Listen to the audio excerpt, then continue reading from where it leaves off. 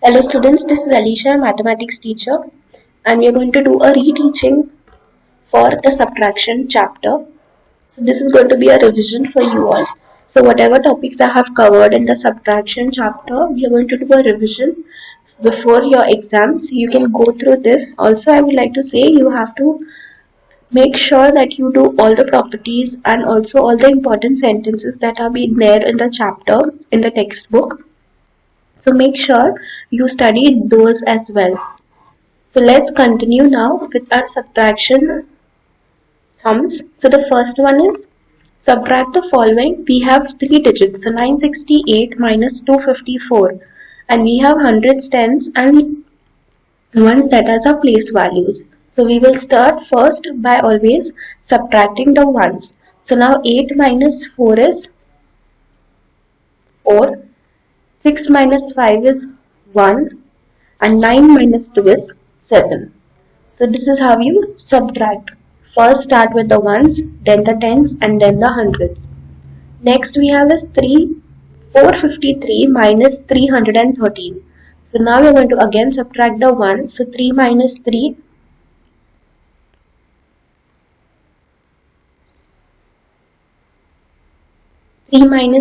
is 0, 5 minus 1 is 4 and 4 minus 3 is 1.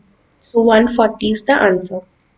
Next is 569 minus 190. So 9 minus 0, 9. 6 minus 9. Now 6 minus 9 is not possible. Why?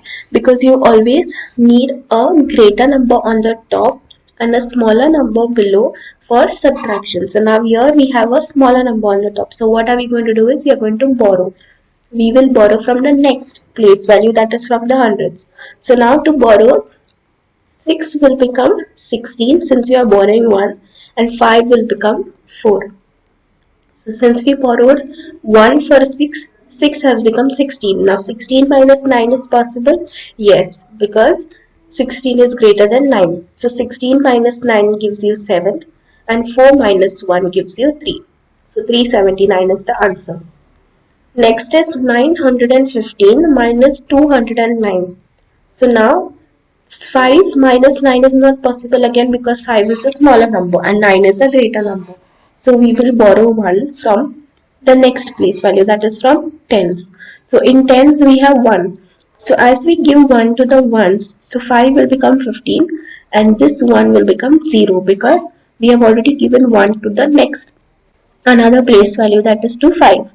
So now here 15 minus 9 is possible now. 15 minus 9 is 6. 0 minus 0 is 0 and 9 minus 2 is 7. So 706 is the answer. Now next we are going to do subtract the following with borrowing. Now this is the 4-digit numbers.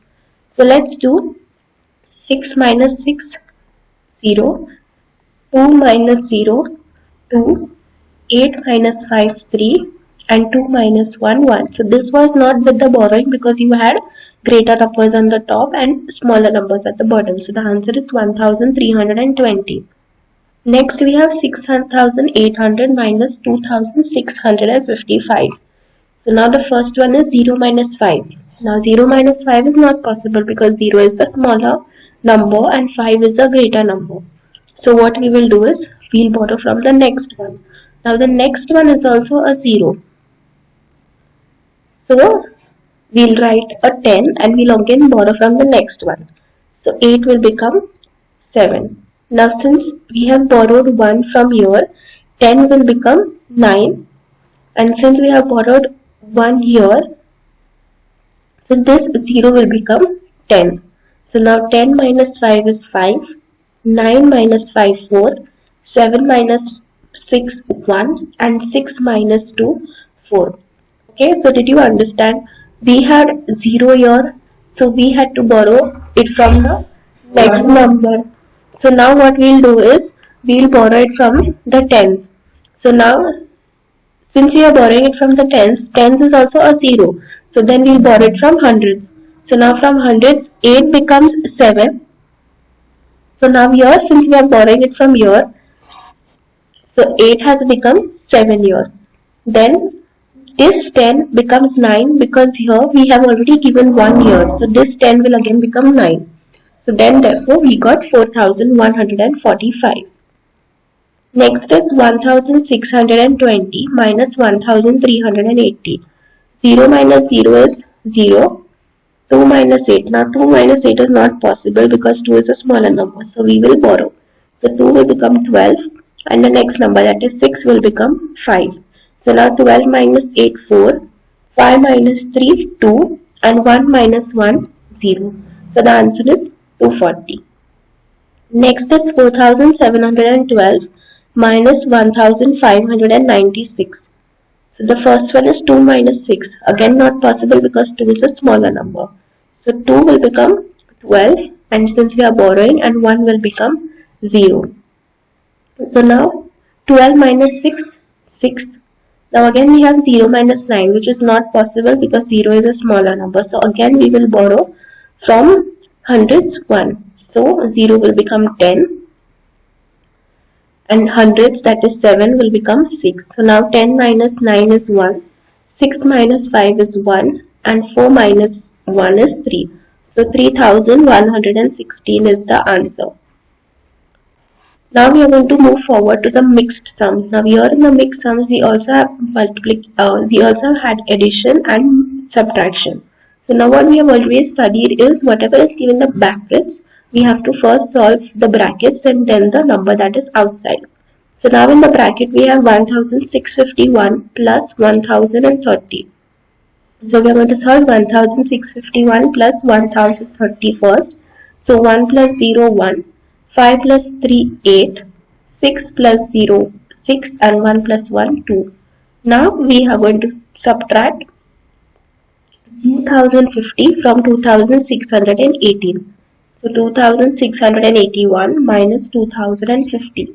Now 1 minus 0, 1. 8 minus 5, 3. 6 minus 0, 6. And 2 minus 2, 0. So 631 is the final answer. What we did first was we added the numbers that were in the bracket and then we subtracted 2050 from the answer. So we get the final answer as 6031. Now we are going to come to the statement sums. The question is, there were 2600 children in the school. On a rainy day, 260 could not come to school. How many children attended the school? So now they are saying that total there are 2600 children in the school, out of which 260 students did not come to the school on one day. So how many children attended? So whenever you have to remove one number from the another number, you always subtract. So we will be subtracting here. So number of children in the school, so you have to always remember to put the greater number on the top. So number of children in the school, the greater number is 2600. And the number of children who unattended, who did not attend the school, 260. What we are going to do is subtract. So put the subtraction sign. Now 0 minus 0, 0. We had 0 here.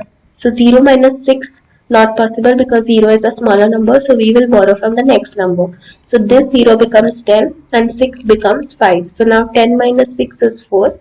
5 minus 2, 3. And this we have 2. So 2 will come down. So number of children who attended were 2340. How? Because number of children that did not attend were 260. So the remaining children that attended were 2340. Next is Jay's monthly income is 6500 and his wife's monthly income is 4000. They spend rupees 10,000 every month. How much money do they save every month? So now here again we are given three numbers, 6500, 4000 and 10,000. So let's read the first part. Jay's monthly income is 6500 and his wife's monthly income is 4000. So what we have to do first is add these both, because later we want to find out that they are spending 10,000 every month. So how much money do they save? That means how much money remains in their hand. So the first, let's find out. Jay's income 6500, wife's income is 4000. So let's add 0 plus 0, 0, 0 plus 0, 0, 5 plus 0, 5 and 6 plus 4, 10. So now we have got total 10,500 is they are earning in total.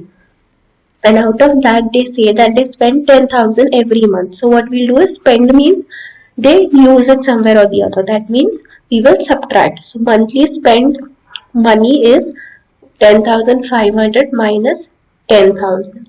So 0 minus 0, 0, 0 minus 0, 0, 5 minus 0, 5, 0 minus 0, 0, and 1 minus 1, 0. So money saved monthly is rupees 500. So what we did first was we added the income of Jay and his wife. So it was total 10,500, out of which they spend. That means they use this money, that is 10,000, somewhere for their work. So out of which, how much do they save? They save 500. How we got it? By total income minus their expenses, or how much they spend, that is 10,000. So the answer is 500.